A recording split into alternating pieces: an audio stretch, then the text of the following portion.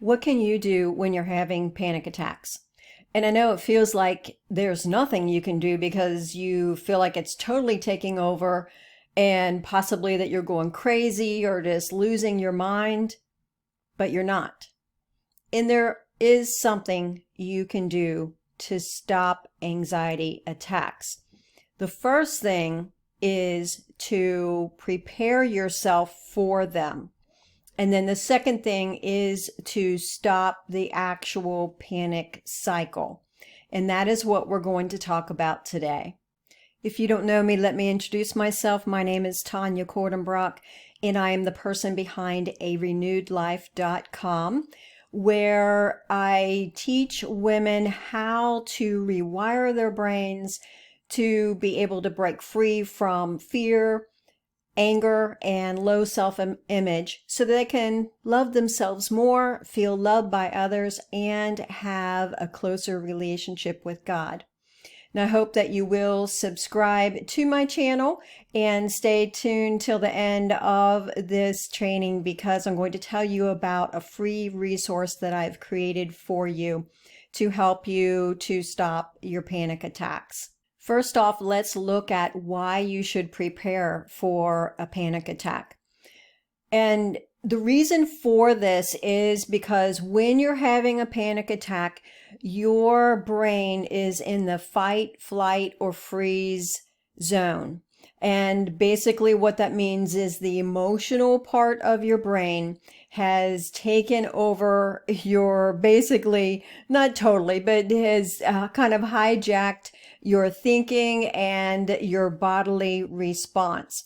So when you're in the thick of it, in the midst of an attack, it's very much like that downhill ride on a roller coaster.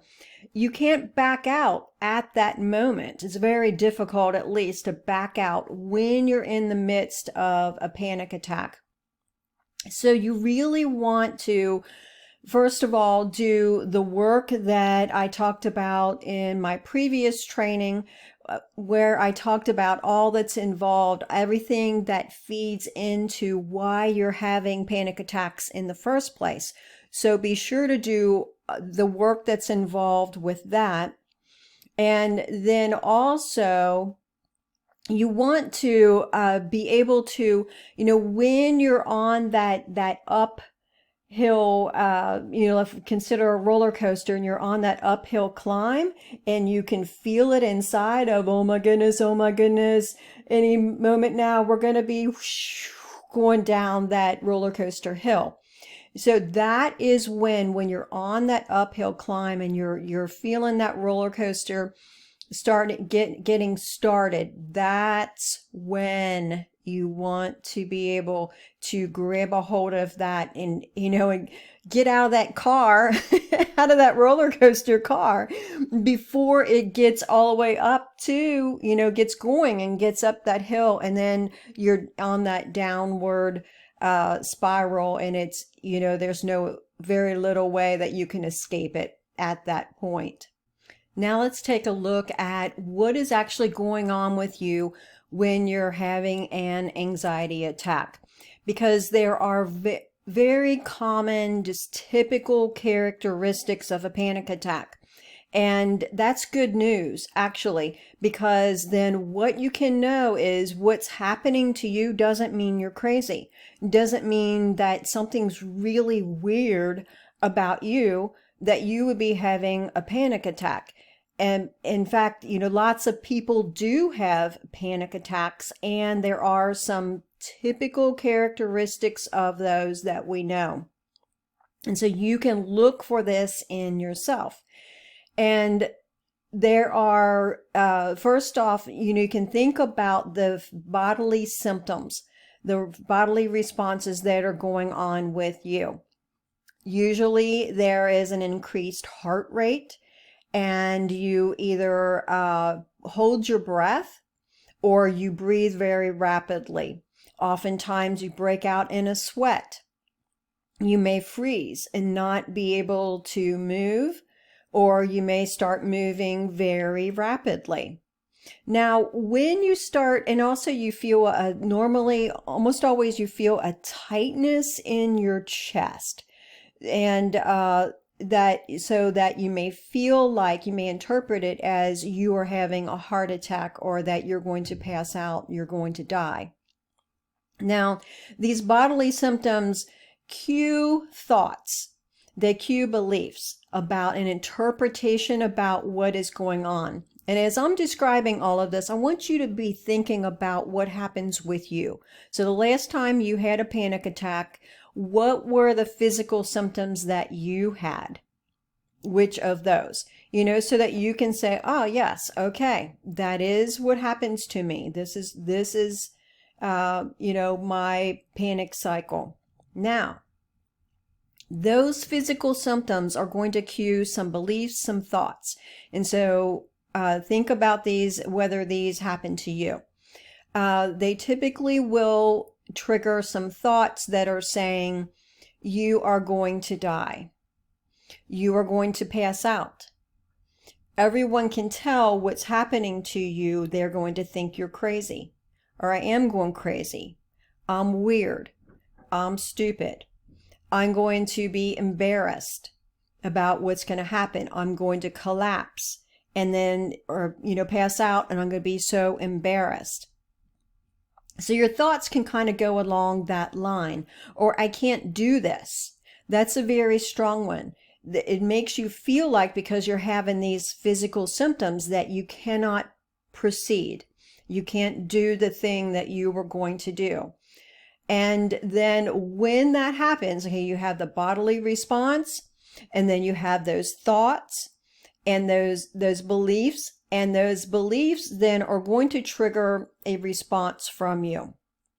So if you think, I am going to die or I'm going to pass out, then immediately what you're going to want to do is to flee, to get out of the situation. And it makes sense that you would want to do that, right? But then, as you do that, then you notice, oh, look, after I got out of this situation, then I calmed down. And then the next time you begin to have a panic attack, okay, your first time, it's going to trigger these beliefs. But then the next time you start to have one, then it's even stronger, because then you tell yourself, I know how this goes. I know what's going to happen. You feel those physical symptoms. And then the belief is, those beliefs arise like, yes, this happened last time. I couldn't do it. So it reinforces that belief of, I can't do this. And so that belief of, I have to get out of here. And then you do flee the situation, and then it creates what's called a panic cycle. So you have those symptoms, you have those beliefs, and you have that response. And then you have reinforced beliefs that you cannot do it and that you do have to respond in the same way, such as avoiding the situation or escaping. So then the next time the physical symptoms come, your beliefs are stronger. You have your response because you believe that's the only choice you have, and that reinforces it. So does that make sense then? Let me know if it makes sense, that then that would cause the symptoms to be more intense, and it would reinforce that belief that you have no control, that indeed something is wrong with you, and that this is very dangerous and you have to escape it if you're going to be able to survive. So think about for yourself, what are the physical symptoms you have? What are the beliefs that come along with it? And then what is your physical response? How do you get out of the attack right now? Now let's take a look at actually attacking this panic cycle. Instead of it controlling you, let's talk about how you can control it. So what you want to be able to do is to short circuit the symptoms. And one of the first things that you can work with, okay, as you're, remember, we're talking about when you're on that roller coaster and you're headed up that hill and you hear that chugga chugga chugga chugga chugga sound. So you want to be able to stop it then, or even before that. You cannot wait until you're at the top of the hill and getting ready to dive down that roller coaster, because by then your symptoms will have grabbed a hold of you. It's much more difficult to get out of it then. You can, but it's much more difficult. So when your symptoms are beginning, this is when you want to make these changes.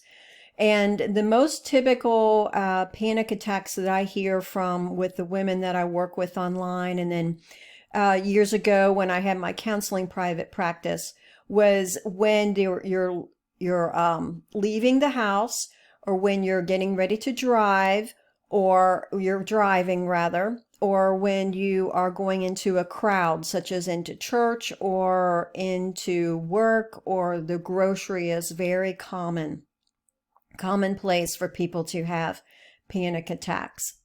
One of the biggest things, most powerful things you can do to short circuit these symptoms is simply to breathe. To do a deep belly breath, do a few of those. Now, you may think that you're breathing when you're really not. And if there's a part of you that's kind of just going, oh God, oh God, oh God, oh God, help me, oh help me, help me, help me. You know, air is coming out of your mouth as you're talking, but you're not breathing. You're actually holding your breath. And so when you can do some deep breathing, that's going to bring calm to your nervous system. It's going to slow your heart rate. It's going to, calm your body so that you're not going to break out in a sweat on the palms of your hand, on your face, on your torso.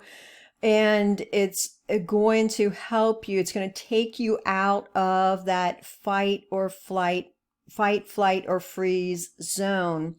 So then you can think more clearly and respond more naturally. Now, a second thing that you can do is to shift your focus.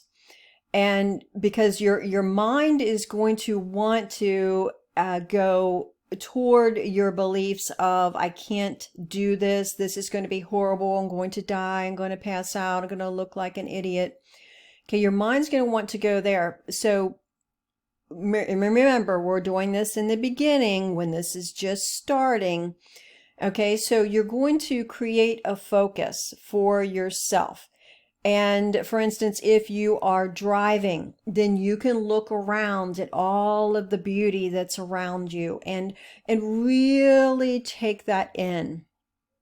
Not just look at it like glancing here and there, but focus on it. Focus on the leaves on the trees, or focus on a certain color that is in the vicinity. For instance, if you're walking into the grocery, notice the color blue, pick up the color blue, and really notice it, and kind of just pull it into yourself of how beautiful it is, or how nice it looks in that setting. And then also you want to notice your thoughts that are coming, and do it in this way of kind of pausing to examine, oh look, the panic cycle is giving me thoughts. It's telling me I can't do this. Look how it's telling me I'm going to die. Look how it's telling me I'm going to pass out. So you need to be able to, in a non-judgmental way, examine, oh, look how these thoughts are coming, but you can also address them. For instance, you're not going to die from a panic attack. It's merely a panic symptoms, it is not you having a heart attack. And if you, and just to check, I mean, you can check that out. Go to your doctor, or go to the hospital sometime and have them run some tests on you to be sure that no, you're not having a heart attack, but you are indeed having a panic attack. So if you already know this, then you're not going to have a heart attack. It just feels like it. Again, you can tell yourself, you can notice, oh, look, the panic cycle is telling me I'm going to die. Now, you're most likely not going to pass out either. You will breathe. It's a natural response that when you hold your breath, and you know this, right? When you try to hold your breath, you have to really fight it, don't you? Holding your breath. You have to fight not breathing. So you will breathe. You will eventually breathe. So that belief also is false. So you're not going to die. You're not going to pass out. And okay, there's a belief also that everyone can tell you're having a panic attack. People have panic attacks all the time, every day. And if you look around, for instance, at the grocery, or while you're in church, when we can go back to church, you can't tell when people are having panic attacks. Now, they may look scared. They may look anxious. They may look like a deer in the headlights. But you don't know if they're having a panic attack for sure. They may just be an anxious sort of person who feels uncomfortable being around people. So that doesn't mean they're crazy. It just means that's something that, about them that needs to be healed and they need to work on. So someone can't necessarily tell that you are having a panic attack. They can't look at you and say, oh my goodness, she is just crazy. And another way that you can short circuit your symptoms and those beliefs is to have a mantra that you say to yourself. And it's just amazing how having a mantra that has power behind it, that has meaning behind it, can really shift you out of going further up that panic roller coaster. For instance, mine is, I don't do this anymore. And it would seem like, well, how would that stop a panic attack? But it does. Now I'm doing these other things also. I'm shifting my focus. I'm noticing how the panic cycle is causing symptoms to arise. I'm doing I'm taking my deep breaths and causing myself to breathe. And as I do that, then it takes you out of the emotional response that you're having and moves you into the logical part of your brain. So then I can say, you know what? I don't do this. I'm not doing it. Or you could have a mantra that's like, you know what?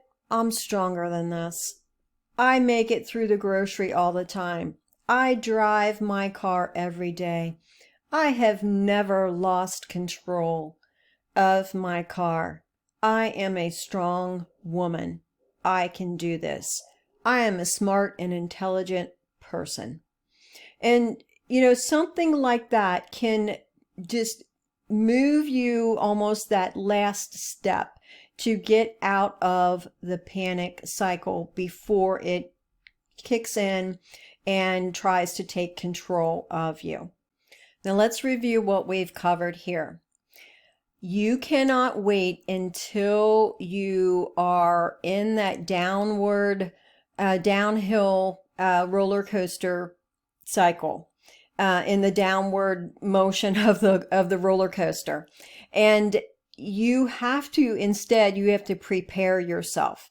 First of all, you want to look at all of what is working into why it is you are having panic attacks in the first place. And again, you can look at my last training video to learn more about that. And then also you want to have a plan of action for how you are going to attack the panic cycle when it begins to kick in. What are you going to do? You are going to breathe. You are going to focus on something. What are you going to focus on? Think about that right now. And then also, what is your mantra going to be? Think about that. And if nothing comes to you, then pray about it and ask God to reveal something that's going to be empowering for you. It could even be a Bible verse that brings you a sense of strength and power. And so then you can use that. I think another thing I forgot to mention would be to, when you change your focus, not just things that you see, but you can also change your focus on what it is, on textures that you, items that are around you. For instance, you could, like sometimes what I have done is when I'm driving, if I'm having a panic attack, I will push my hand up to the ceiling of the car and press onto that and focus on that. Or you can feel your steering wheel, the texture of your steering wheel, what that is like. And so that shifts your mind out of the panic cycle.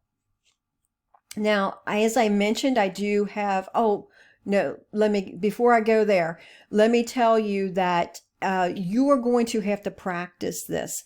And then it's not going to completely work, most likely won't completely work the first time, but it should diminish it. And then it will gradually over time, you will have them, they will become less intense. You will have them less frequently. And they may show up again from time to time. And that's okay. And I know it's aggravating, but then you have to go back to looking at, okay, what's going on in my life that's causing me to begin to have panic attacks again? And then implement your plan of attack on the actual panic cycle to short circuit it. Now, as I mentioned before, I do have a free resource for you. And this is going to be a PDF for you to chart out your own plan of attack. And so this is your guide to overcoming panic. Be sure to look for the link below and get your own copy. And also, like this video and let me know if you have any questions or comments. Bye for now.